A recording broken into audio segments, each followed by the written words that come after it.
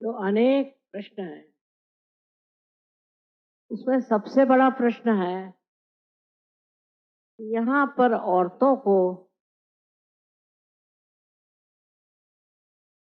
और आदमियों अलग अलग तरीके से देखा जाता।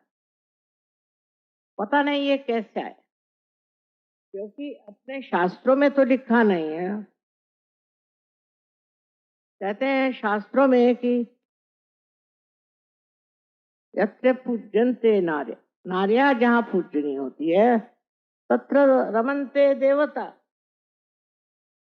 तो पता नहीं कैसे हमारे देश में इस तरह की स्थिति संपन्न हुई है, जिससे औरतों के प्रति कोई भी आदर नहीं। विशेषतः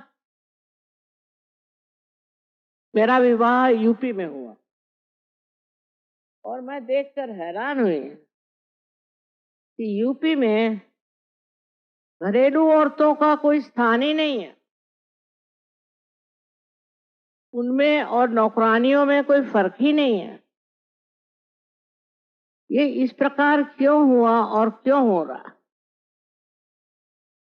क्योंकि लोग उस ओर जागरूक नहीं। और कभी कभी देख करके तो रोना आता है, जिस तरह से औरतों को तला है, घर से निकाल दिया, कोई वजह नहीं, यूं ही घर से निकाल दिया।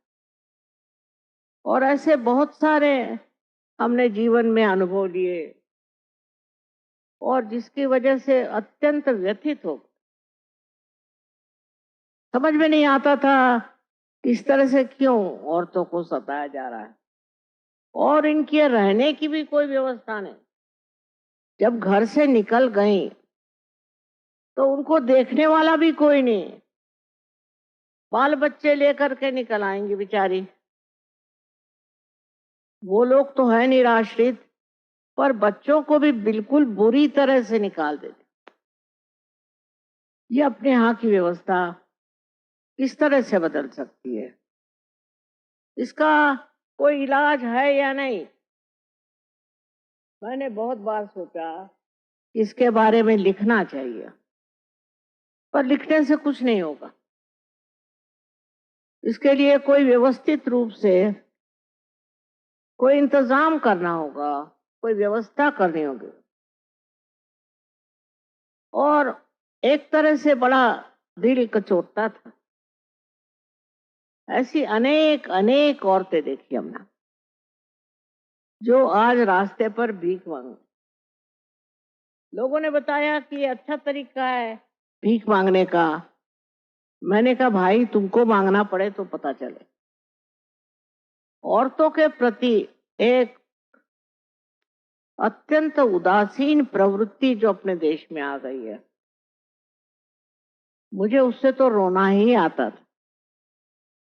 और इसीलिए मैंने ठाम लिया था कि इनके रहन सहन का, इनके खान पीन का, इन बिचारी औरतों का कुछ न कोई इलाज करना। वो लोग रास्ते में भीख मांगती हैं, हर तरह का काम करती हैं। उनको मैंने घर में बुलाया, उनसे बातचीत करी, तो कोई कारण नजर नहीं आता।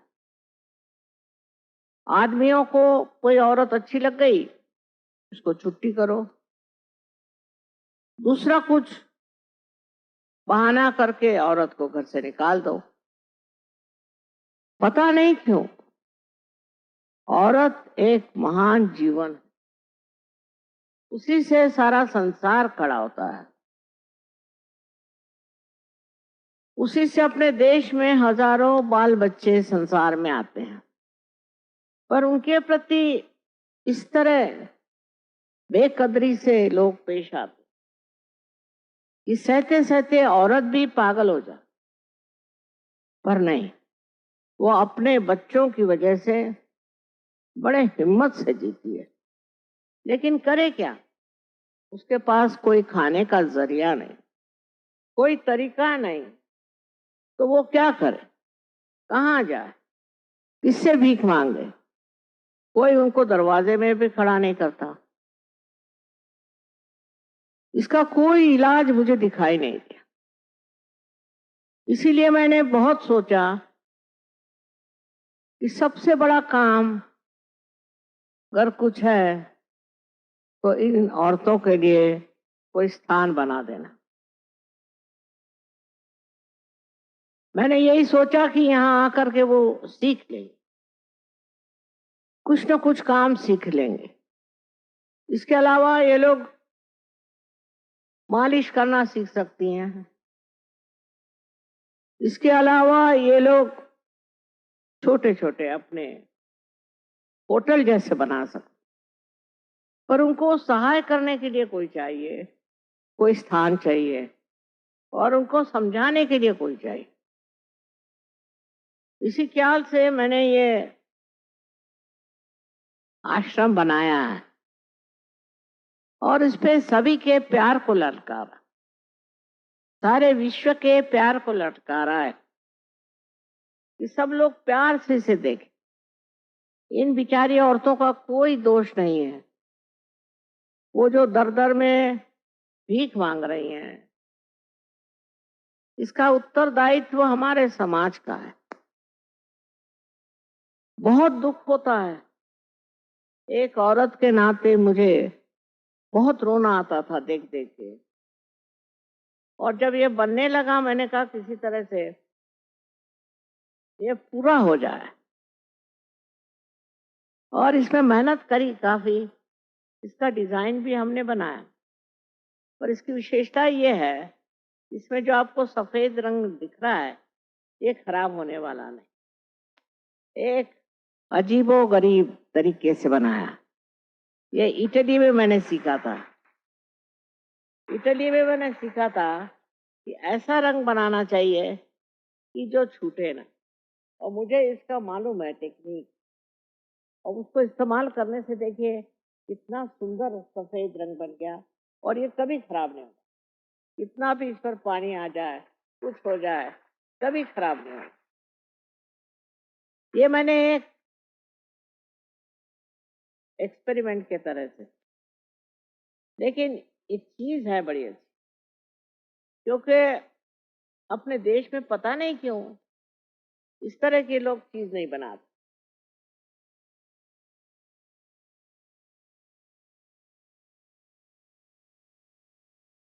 धन्यवाद। और इस तरह की चीज बनाना कोई मुश्किल नहीं।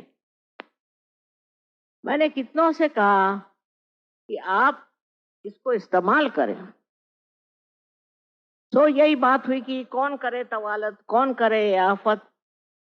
इसमें कोई तवालत नहीं है, कोई आफत नहीं है, पर हमारे देश में एक और प्रथा चल पड़ी है कि जैसे चले वैसे ही चलने। फिर आप क्या बात करते? यहाँ एक से एक विद्वान हो गए, संस्कृत के पंडित हो गए, इतना ज्ञान दे गए, पर लोगों को इसका बिल्कुल अंदाज नहीं है। वो जानते ही नहीं कि कितने महान बड़े देश में आप पैदा हुए हैं और इसके अंदर कितना ज्ञान दे गए। यही कि औरतों को आप बिल्कुल कुछ नहीं समझते, औरतों को बिल्कुल जैसे कोई भिखारियों जैसे रखा जाता है। पति जो है वो शराब पिएगा और बीबी को मारेगा, और मारेगा नहीं तो भी उसको कुछ सहूलियत नहीं है, कोई सुविधा नहीं बेचारी को, वो किसी तरह से भी रह ले। हाँ, अगर वो कोई रईस की लड़की होगी तो ठीक है, नहीं तो बहुत सताते।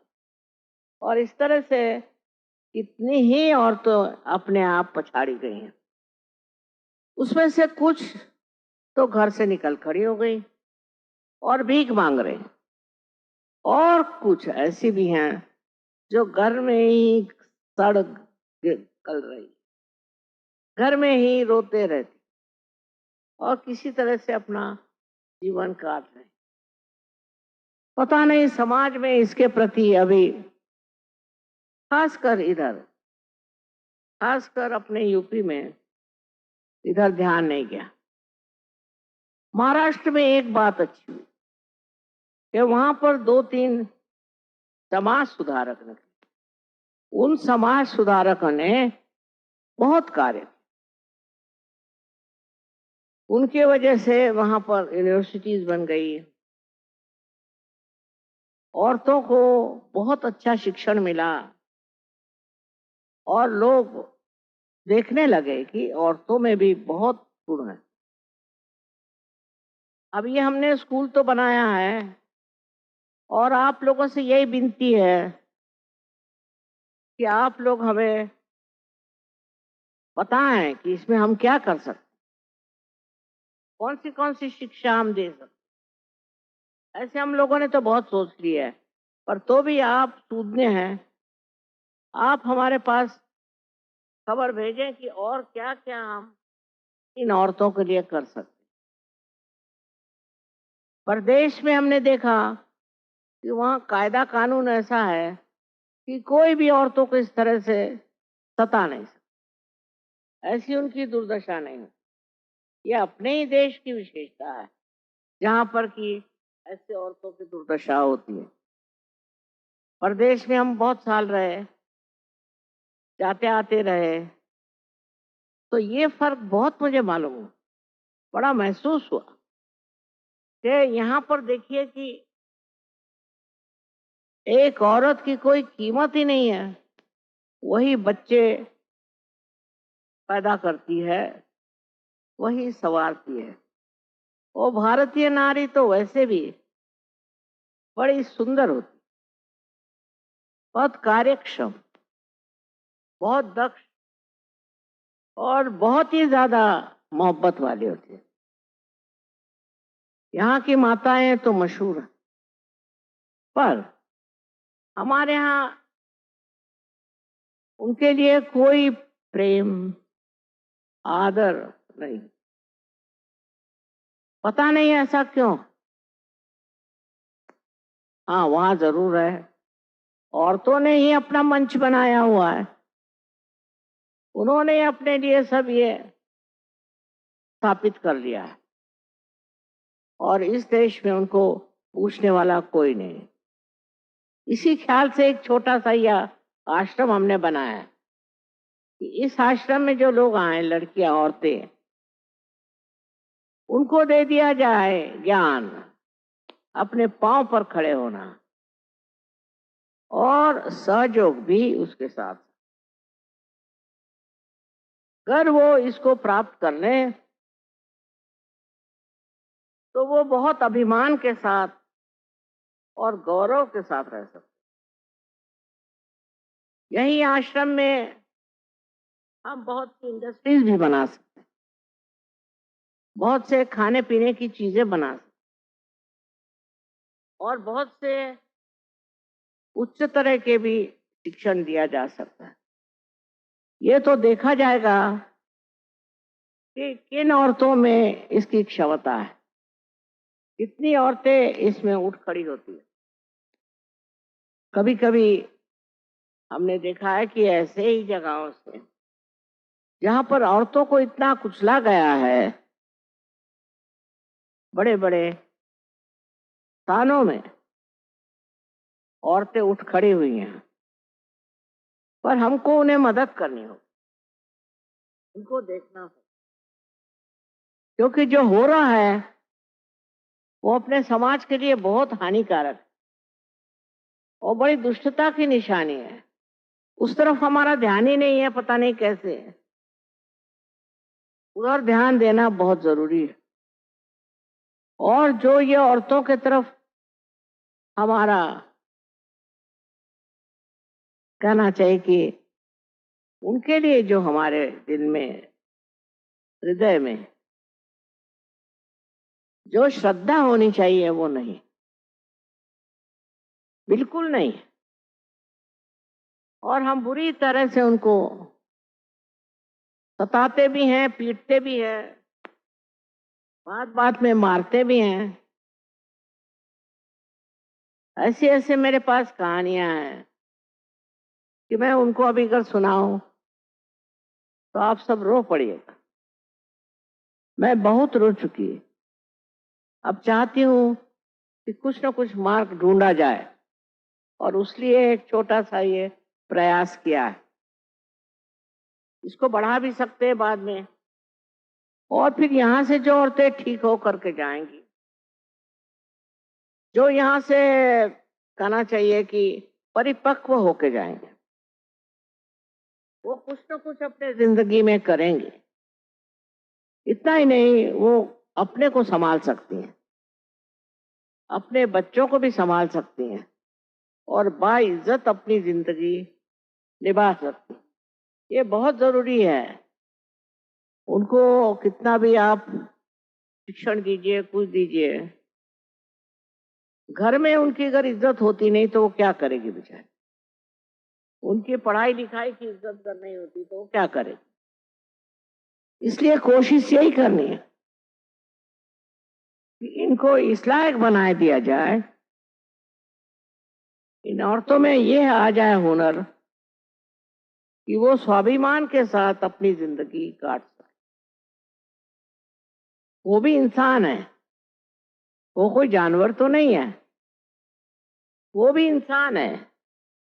और इंसान की पदवी उनको देना ये नितांत आवश्यक बात। अगर हम ये बात नहीं समझेंगे, पहले तो अपने घर द्वार से शुरू करें, वहीं से देखिए कि कैसे क्या चल रहा है। हमने तो बहुत बहुत नजदीकी तरीके से देखा और सिवाय रोने के और कोई मार्ग नहीं था।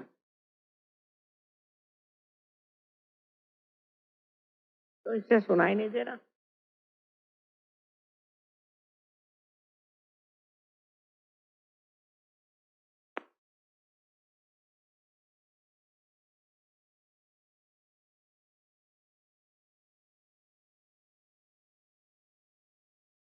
आप लोगों को सुनाई नहीं दे रहा है क्या?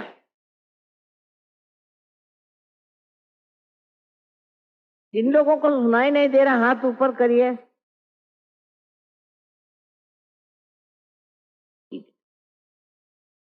सबको सुनाई दे रहा है।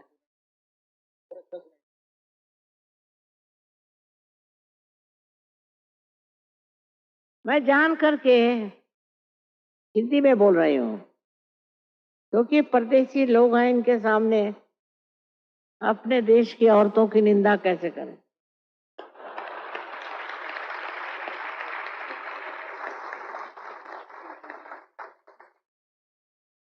इन लोगों को तो अपने देश के प्रति बहुत अभिमान है।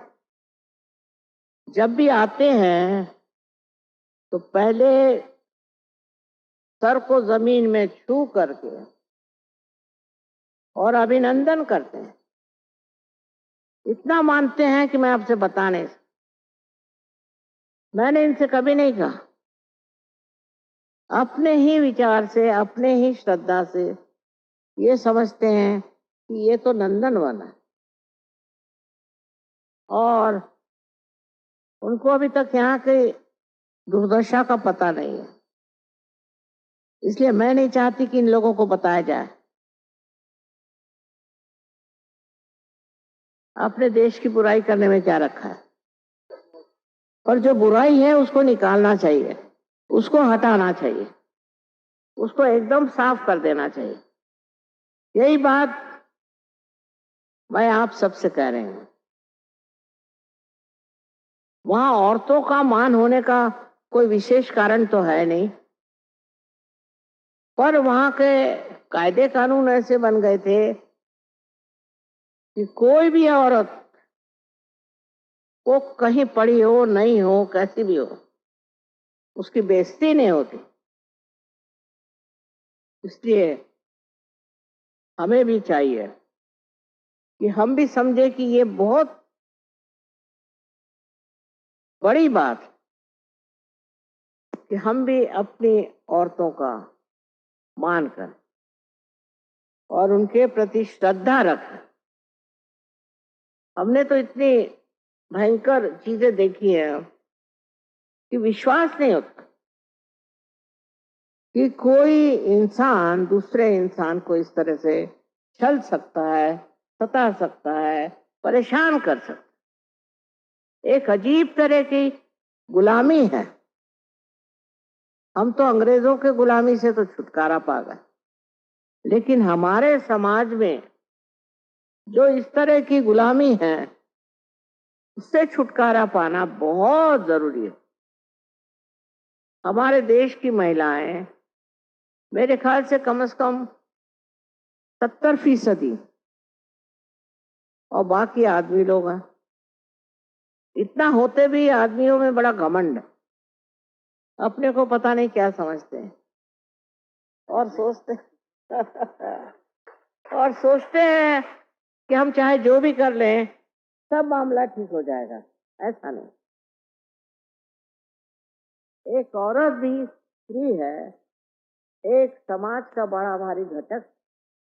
उनके साथ जो भी आप जाति करिएगा उसका फल आपको और आपके बच्चों को भोगना ही पड़ेगा। अब हम लोग देखते हैं कि हमारे बच्चे भी खराब हो रहे हैं, क्योंकि उन पर नियंत्रण कौन करे। माँ को तो कोई अधिकार नहीं और बाप को फुर्सत नहीं, तो उन बच्चों को ठीक कौन करेगा और कौन देखेगा। ये तो घर घर की कहानी है। मैंने तो देखा है कि यूपी में देखिए कि कॉलेज में जाने वाले लड़के दिन दहाड़े कॉलेज से छुट्टी पा करके और किसी भी रेलगाड़ी पे चढ़ जाएंगे और वहां लूट खसोट करेंगे। और उनकी माँ लोग करेंगी, वो तो कुछ बोल नहीं सकती, उनका तो कोई सुनता नहीं। इस चीज को बदलना चाहिए और अपने घर की जो औरतें हैं उनके सामाजिक व्यवस्था उसकी उन्नति करनी चाहिए, उस पर और विचार करना चाहिए। जो अपने घर में है वहां से जब शुरू होगा तो और भी जगह हो जाएगा। और मुझे इसके लिए नितांत तकलीफ होती है। हम तो क्या बताएं आपसे, स्वभाव से ही बेकार है, सहन नहीं होता। जब ये बिल्डिंग बनने को हुई हमने कहा कुछ भी करो, पैसा ऐसा दे देंगे, पर ये बिल्डिंग बनाओ किसी तरह से। और जब ये बिल्डिंग बन गई तो मुझे बड़ी खुशी। कम से कम एक चीज ऐसी बनी है, ऐसी एक चीज बन गई कि जिससे औरतों की तरफ ध्यान आकर्षित हो और लोग उनको कुछ तो उनको मोहब्बत से इज्जत से रखें। ये दुर्दशा मुझे नई तरीके से क्या बताना है, जो है सो है। पर आप लोग अपने वैयक्तिक जीवन में देखें कि आपके यहाँ औरतों का क्या हाल है, आपकी माँ बहन उनका क्या हाल है, और उसके बाद समाज की ओर दृष्टि करें। ये ठीक हो जाने से आपका देश बहुत उन्नति पे पहुंच जाएगा, बहुत ऊंचा उठ जाएगा। जहां पर औरत निर्देश करती और संभालती है वहां वहां बड़े महान लोग होंगे।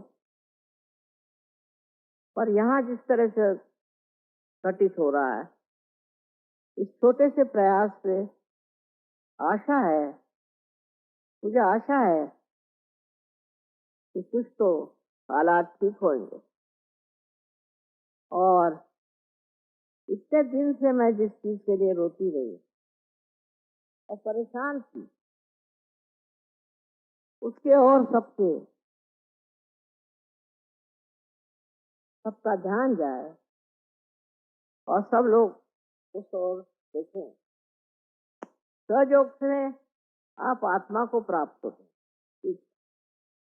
आत्मा को जानते हैं, पर सबके तरफ आपकी जो दृष्टि है उसमें करुणा होनी चाहिए। आत्मा को प्राप्त करके आपके अंदर करुणा नहीं हुई तो क्या फायदा? करुणा होनी चाहिए। और उस करुणा में आप देखिए चारों तरफ आप देखकर परेशान हो ये माएँ और बहनें किस दुष्ट चक्र में फंस गई हैं। इसके लिए आपसे विनती है मुझे कि आप आस पास आंख घुमा कर देखिए, घर बाहर देखिए और औरतों की जो स्थिति बनाई हुई है उसे व्यवस्थित करने का प्रयत्न करें। हमने तो एक छोटा सा प्रयास किया है, पर आप लोग बहुत कुछ कर सकते हैं और इसीलिए मैं आप सबसे विनती करती हूँ